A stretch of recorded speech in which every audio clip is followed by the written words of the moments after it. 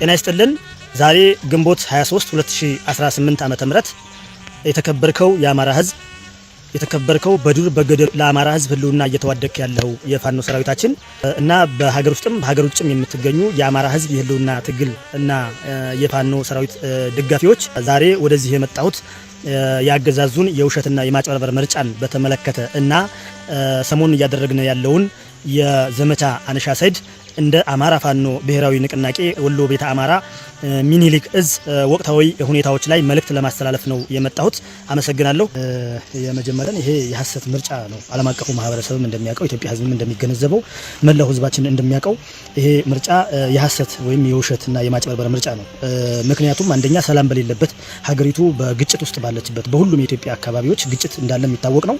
በሰላም በሌለበት ሁኔታ የሚደረግ ምርጫ ህገ ወጥና የተጨበረበረ ሐሰተኛ ምርጫ መሆኑ እሙን ነው። ሁለተኛ በወታደራዊ ኃይል የሚፈጸም በተለይ አገዛዙ በዚህ ወቅት የመከላከያ ኃይሉና ሌሎች የጸጥታ ኃይሎችን በማሰማራት በኃይል ዜጎችን በኃይል እያስገደደ የሚያደርገው የተጨበረበረ ምርጫ መሆኑ፣ ሶስተኛ ተፎካካሪ የሌለበት የይስሙላ ምርጫ መሆኑ፣ አራተኛ ዜጎችን ለመግደልና ለማፈናቀል ህጋዊ ቅቡልነትን ለማግኘት የሚደረግ ምርጫ በመሆኑ፣ አምስተኛ በተጨማሪ እድሜ ለማግኘት ለግጭት ለጦርነት ተጨማሪ እድሜ ለማግኘት አገዛዙ እያደረገው ያለ ምርጫ በመሆኑ፣ ሌላውና በዋናነት አገዛዙ የተጨበረበረና የሐሰት ምርጫ ነው የምንለው አገዛዙ አስቀድሞ የጨረሰው መሆኑ በየቤቱ ጭምር እያስፈረመ ዜጎችን እያስገደደ ያደረገው ምርጫ ነው። ስለዚህ ግንቦት 24 ይደረጋል የተባለው ምርጫ የተጨበረበረ ሐሰተኛ ከእውነት የተፋታ እና የዓለም አቀፍ የምርጫ ህጎችን የጣሰ ምርጫ መሆኑን ዓለም እንዲገነዘበው እንፈልጋለን። ሌላው በዋናነት ይህን ተከትሎ ድርጅታችን አማራ ፋኖ ብሔራዊ ንቅናቄ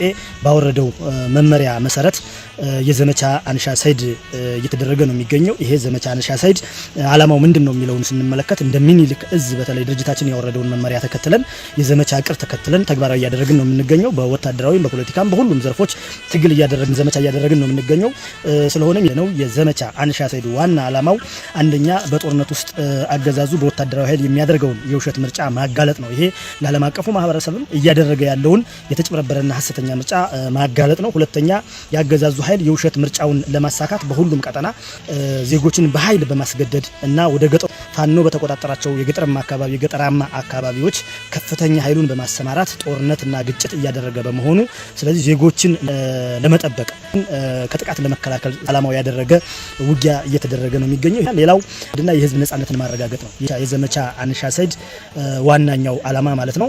አገዛዙን ማንበርከክ እና ሐሰተኛ ስራውን በማጋለጥ በተለይ ነጻነት የናፈቀውን ህዝብ ነጻነቱን ለማረጋገጥ እየተደረገ ያለ ዘመቻ ነው ማለት ነው። የዚህ ዘመቻ አፈጻጸም ምንድነው የሚለውን ስንመለከት በዚህ ዘመቻ አንደኛ የጠላት እንቅስቃሴ ተገትቷል።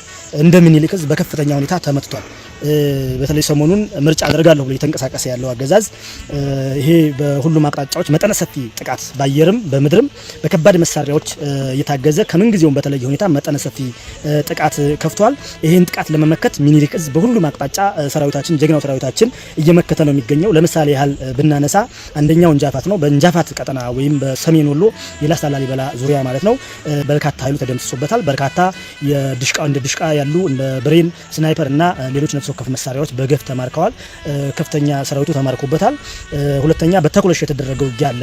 ሰሞኑን በተኩለሽ ውጊያ ኮሎኔሎች ጭምር የተሰዉበት ከፍተኛ የመከላከያ መኮንኖች የተገደሉበት እና ከፍተኛ ሰራዊቱ የተመታበት ውጊያ ተደርጓል። ሌላው በመካነ ሰላም አቅጣጫ ከፍተኛ ትንቅንቅ በማድረግ መካነ ሰላም አካባቢ ከፍተኛ ጥቃት ተከፍቷል። ጀብደኛው የሚኒሊክ እዝ ሰራዊት በሁሉም አቅጣጫ መጠነ ሰፊ ጥቃት እያደረገ ነው የሚገኘው።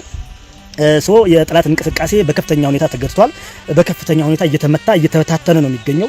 በዚሁ አጋጣሚ የዲሃ ልጆች የአንድን ስልጣን ወንበር ለማስጠበቅ ሲባል በየተራራው የሚሞቱት ያሳዝነናል። እኛ በዚህ በእጅጉ እናዝናለን።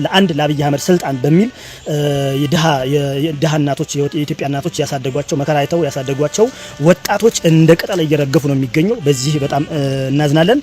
ሁለተኛ የዚህ ዘመቻ አፈጻጸም ስንመለከተው የትራንስፖርት እገዳው ሙሉ በሙሉ ተግባራዊ ሆኗል። እንደሚታወቀው አፋብን ድርጅታችን የትራንስፖርት እንቅስቃሴ ገደብ ከ20 ጀምሮ ከግንቦት 20 ጀምሮ ማውጣቱ የሚታወስ ነው። ይህን ተከትሎ አሽከርካሪዎች እና የተሽከርካሪ ባለንብረቶች እገዳውን ወይም ማዕቀቡን በመቀበል ትዕዛዝ በማክበር በሁሉም የአማራ ክልል አካባቢዎች በተለይ ደግሞ እንደ ቤተ አማራ ወሎ ሁሉም መንገዶች እንቅስቃሴያቸው ተገድቦ ተሽከርካሪ እገዳው በአግባቡ የተፈጸመ ሆኖ አግኝተነዋል። ሶስተኛ ህዝቡ የእንቅስቃሴ አድማ እያደረገ ነው የሚገኘው። በተለይ ከዛሬ ጀምሮ ዛሬ ግንቦት 23 ነው እንግዲህ ነገ ምርጫ ለማድረግ ምርጫ የስሙላ ምርጫ ማለት ነው የምርጫ ቀን በሚል እየተንቀሳቀሰ ነው የሚገኘው አገዛዙ። ሆኖም ግን ህዝቡ በተለይ በከተማ ያለው ህዝብ ድርጅታችን ያወጣውን መመሪያ እና ያወጣውን መግለጫ መሰረት በማድረግ በየቤቱ ታቅቦ ነው የሚገኘው። በዚሁ አጋጣሚ ህዝባችንን ማመስገን እንፈልጋለን። መሪው ማን እንደሆነ፣ ድርጅቱ ማን እንደሆነ፣ መንግስቱ ማን እንደሆነ ያረጋገጠበት ሂደት ነው ያለው። ስለዚህ ህዝቡ በየቤቱ ዛሬ በተለይ እየታቀበ በየቤቱ የተቀመጠበት ሁኔታ አለ። ሌላው የማይንቀሳቀሱ እንዲታቀቡ የተንቀሳቀሱ ያሉትም እንዲታቀቡ ከወዲሁ መልእክት እናስተላልፋለን። ሌላው የዚህ ዘመቻ አፈጻጸም ዓለም አቀፍ ተቋማትን እና ሚዲያዎች አገዛዙን እያጋለጡት ይገኛሉ። በተለይ አገዛዝ በከፍተኛ ሁኔታ ዓለም አቀፍ ተቋማት ዓለም አቀፍ ሚዲያዎች ከምን ጊዜውም በበለጠ ሁኔታ እያጋለጡት ነው የሚገኙት። ወደ 17 የሚሆኑ የዓለም አቀፍ ሚዲያዎች እንኳን ሰሞኑን ያገዛዙን የሐሰተኛ ምርጫና ኢትዮጵያ ወይ ደግሞ ሀገሪቱ በመስቀልቅል ውስጥ ያለች መሆኑን ያጋለጡበት ሁኔታ አለ። ይሄ ዓለም አቀፉ ማህበረሰብ በዚሁ አጋጣሚ አሁንም ከዚህ በላይ ይቀራል፣ በጣም ብዙ ነገር ይቀራል። የኢትዮጵያ የአብይ አህመድ አገዛዝ እያደረገ ያለውን በደልና ግፍ ሀገሪቱንም ወደ መቀመቅ እየከተታት መሆኑን ቀጠናውን የምስራቅ አፍሪካ ቀጠናን በግጭት መስቀልቅሉን እያወጣ መሆኑንና ሌሎች ጦርነቶችን ለማዋለድ እየሰራ መሆኑን ዓለም አቀፉ ማህበረሰብ እንዲገነዘብ እንፈልጋለን። ስለዚህ የዘመቻ አፈጻጸሙ የዘመቻ አንሻ ሰይድ ማለት ነው የጠላት እንቅስቃሴ በከፍተኛ ሁኔታ የተገታበትና ጠላት በከፍተኛ ሁኔታ እየተመታ ያለበት ሁኔታ ነው ያለው። ተከትሎ ድርጅታችን ያወጣውን የተሽከርካሪዎች እንቅስቃሴ ገደብ ተከትሎ ደግሞ በከተሞች ህዝባችን እንቅስቃሴውን እየገደበ በቤቱ እየተቀመጠ ያለበት ሁኔታ ነው ያለው። ህዝባችን ከልብ እናመሰግነዋለን። ጥሪያችንን በመቀበል የድርጅታችን የፋኖን የልጆቹን ጥሪ በመቀበል እንቅስቃሴውን በመገደቡ እናመሰግነዋለን። ሌላው ዓለም አቀፉ ማህበረሰብ በተለይ በዚህ ሰሞን ሚዲያዎች እና የዓለም አቀፍ ተቋማት ያገዛዙን ሴራ ገመና ሀገርን ወደ ቁልቁለት የመውሰድ ጉዞ እና ቀጠናውን የማተራመስ እቅድ በመተንተን እየሰሩ ያሉትን ስራ አፕሪሼት ማድረግ እንፈልጋለን፣ ምስጋናም ማቅረብ እንፈልጋለን። ነገር ግን ዓለም አቀፉ ማህበረሰብ አሁንም አብይ አህመድ ላይ ማዕቀብ በመጣልና በማጋለጥ በመረዳት ደረጃ የሚቀር ነገር እንዳለ ስለምናምን ዓለም አቀፉ ማህበረሰብ አሁንም ይህንን ያገዛዙን ሴራና ተንኮል የግጭት መንስኤነት እንዲያወግዝ ጥሪ ማስተላለፍ እንፈልጋለን። ሌላው አገዛዙ ሰሞኑን ምን እያደረገ ነው የሚለውን ስንመለከት በተለይ አንደኛ በኃይልና በማስገደድ ቤት ለቤት እየዞረ ጭምር እያስፈረመ ነው የሚገኘው። ቤት ለቤት እየዞረ እንግዲህ ምርጫውን እስከ ዛሬ 23 ማለት ነው ጨርሶታል ኦልሬዲ። ህዝቡን እናቶችን እያስገደደ ከተማ ውስጥ ያሉ ወጣቶችን አዛውንቶችን እያስገደደ ቤት ለቤት እየገባ ጭምር እያስፈረመ ብልጽግናን ምልክት እያስመረጠ ነው የሚገኘው። ይሄ በዓለም አቀፍ ደረጃ ፍጹም ነውረኝነት ከምርጫ ቀን በፊት ቤት ለቤት እየዞሩ ዜጎችን በወታደራዊ ኃይል መብታቸውን ገፎ ማስመረጥ ይሄ ምን ያህል ዓለም አቀፍ ወንጀል እንደሆነ የሚታወቅ ነገር ነው። ይሄን እያደረገ ነው የሚገኘው አገዛዙ።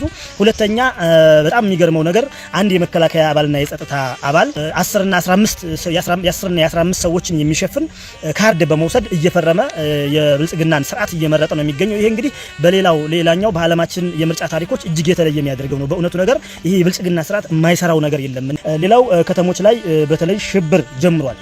በተለይ ይሄ የፋኖ ትዕዛዝ ተግባራዊ መደረጉን ተከትሎ ህዝባችን እንቅስቃሴ ገደብ የተሽከርካሪ ገደብ ማድረጉን ተከትሎ የብልጽግና ስርዓት በየከተሞቹ ሽብር ጀምሯል። ለምሳሌ ዛሬ ወልዲያ ከተማ ጎንደር በር የሚባል አካባቢ ላይ ባጃጆች ላይ ፍንዳታ ተግባር ፈጽመዋል። ይሄ የአሸባሪነት ተግባር ነው። ይሄን እያደረገ ያለው ፋኖ ፈጸመ በሚል ህዝቡን ለማሸበር እና የአማራ ህዝብ የአማራ ፋኖ ብሔራዊ ንቅናቄ ያወረደውን ትዕዛዝ የአማራ ህዝብ ሳይሸራርፍ በማክበሩ ብልጽግና ተደናቅጦ ከፍተኛ ግፍ እየፈጸመ ነው የሚገኘው። አሁን ላይ የሽብር ተግባር መፈጸም ጀምሯል፣ ቦምብ ማፈንዳት ጀምሯል። ስለዚህ ይሄን ዓለም አቀፉ ማህበረሰብና የኢትዮጵያ ህዝብ መላው ኢትዮጵያ ህዝብ እንዲያውቅ እንፈልጋለን። ሌላው ምርጫ የተደረገ በማስመሰል የውሾት ፎቶ ለመስራት እያሰበ ነው። ነገ በ24 በተለይ በሁሉም አካባቢዎች 10 እና 30 ሰዎችን በማሰለፍ ቪዲዮና ፎቶ ታየትና ዓለም አቀፉ ማህበረሰብን ለማሳሳት ለማወዛገብ ጥረት እያደረገ ነው ያለው። ይሄን መላውና የሚመለከተው አካል ዓለም አቀፉ ማህበረሰብም የኢትዮጵያ ህዝብም እንዲገነዘብ እንፈልጋለን። ድርጅታችን የአማራ ፋኖ ብሔራዊ ንቅናቄ ያወጣቸውን መመሪያዎችና ትዕዛዞች ተከትሎ ህዝቡ እያከበረ በመሆኑና እንትፍ ብሎ የጠላው አገዛዝ የተጠላ አገዛዝ ጸረ ህዝብ የሆነ ጸረ ታሪክ የሆነ አውዳሚ አገዛዝ ማዳበሪያ ያልቀረበለት አርሶ አደር ምርጫ ምኑም አይደለም። እየተፈናቀለ እየተሰቃየ ያለ ህዝብ ምርጫ ምኑም አይደለም። የወር ደሞዝ ተከፍሎት ሳምንታዊና ለሳምንት ወጪውን መሸፈን ያልቻለ መንግስት ሰራተኛ ወይም የህዝብ አገልጋይ ምርጫ ምኑም አይደለም። ከፍተኛ ግብር እየተጣለበት ከወረቱ ስንቆ የላቀበት ወረት ያጣ ነጋዴ የከሰረ ነጋዴ የምርጫ የምርጫ ጉዳይ ምኑም አይደለም። ሰርቶ መብላት ያልቻለ ወጣት እና ሰርቶ አደር መስራት ያልቻለባት ሀገር ላይ ምርጫ ምኑም አይደለምና እንፈልጋለን። በመጨረሻ መልእክት ማስተላለፍ የምንፈልገው እንደ ቤተ አማራ ወሎ ሚኒሊክ ዕዝ ጀብደኛው ሰራዊታችን ጠላትን አንገቱን እያስደፋ ነው የሚገኘው። የፖለቲካ እና የሚዲያ ስራችን በተቀናጀ መልኩ እየሄደ ነው የሚገኘው። በተለይ ለዓለም አቀፉ ማህበረሰብ እውነቱን በማስረዳት ደረጃ እና ሴራውን ያገዛዙን ሴራ አሻጥር በማስረዳት እና በማጋለጥ ደረጃ ከፍተኛ ስራ እየተሰራ ነው የሚገኘው። መልእክት ማስተላለፍ የምንፈልገው እንደ ሚኒሊክ ዕዝ አንደኛ ፋኖ ከተሞችን በከበባ ውስጥ አስገብቷል። ሁሉም ከተሞች አሁን በፋኖ ከበባ ውስጥ መሆናቸውን ህዝባችን ያውቃል። የትኛውም ከተሞች በፋኖ አይን ውስጥ ናቸው። ስለሆነም ያገዛዙ ኃይል ላይ የኃይል እርምጃ እንደምንወስድ ወታደራዊ ጥቃት እንደምንከፍት መታወቅ መቻል አለበት። ሌላው የሐሰት ምርጫ አስፈጻሚዎች ላይ የማያዳግም እርምጃ እንደምንወስድ፣ ባንዳዎች ትላንትና የአማራን ህዝብ የሸጣችሁ የአማራ ባንዳዎች ዛሬም የስንዴ ነዶ ምልክት ያለበት ቲሸርትና ኮፍያ የለበሳችሁ ባንዳዎች ከአሁኑ ቲሸርትና ኮፍያችሁን እያቃጠላችሁ አስተላለፋችሁን እንድትቀይሩ መልእክታችንን ማስተላለፍ እንፈልጋለን። እኛ ዋና ፍላጎታችን ዋና አላማችን የአማራን ህዝብ ከህልውና አደጋ ማውጣት ነው። ሁለተኛ እየፈረሰች ያለችውን ሀገራችን ኢትዮጵያን መታደግ ነው። የኢትዮጵያን አንድነት ማስቀጠል ነው። ስለዚህ በየጓዳው የነበራችሁና ፋኖ የተዳከመ ሲመስላችሁ ብቅ ያላችሁ አንዳንድ ባንዳዎች አርፋችሁ እንድትቀመጡ መልእክታችንን በጥብቅ ማስተላለፍ እንፈልጋለን። እኛ ህዝቡ ገዳዩን አልመርጥም ማለት መቻል አለበት። ገዳይ ነው የብልጽግና ስርዓት፣ ያፈናቀለህ የብልጽግና ስርዓት ነው። በከባድ መሳሪያ ቤትህን የሚያቃጥልብህ፣ ልጆችህን የሚገልብህ፣ በሞርተርና በመድፍ የሚጨፈጭፍ የሚገልብህን የብልጽግና ስርዓት ልትመርጥ አይገባም። በወለጋ በሁሉም በኦሮሚያ ክልል በደቡብ ሊሆን ይችላል፣ በማንኛውም የኢትዮጵያ አካባቢዎች ያፈናቀለህን የብልጽግና ስርዓትን ላለመምረጥ እንቢ ማለት ይጠበቅብሃል። ልናስተላልፍ የምንፈልገው መልእክት ህዝባችን ነገ በየቤቱ እንዲቀመጥ እንፈልጋለን። ነገ ግንቦት 24 ለአማራ ህዝብ የሞት ቀን ስለሆነ ለኢትዮጵያ ደግሞ የቁልቁለት ጊዜ ስለሆነ ሁሉም የአማራ ህዝብ ሁሉም የአማራ ማህበረሰብ እያንዳንዱ አማራ ከቤቱ እንዲቀመጥ ጥብቅ መልእክት ማስተላለፍ እንፈልጋለን።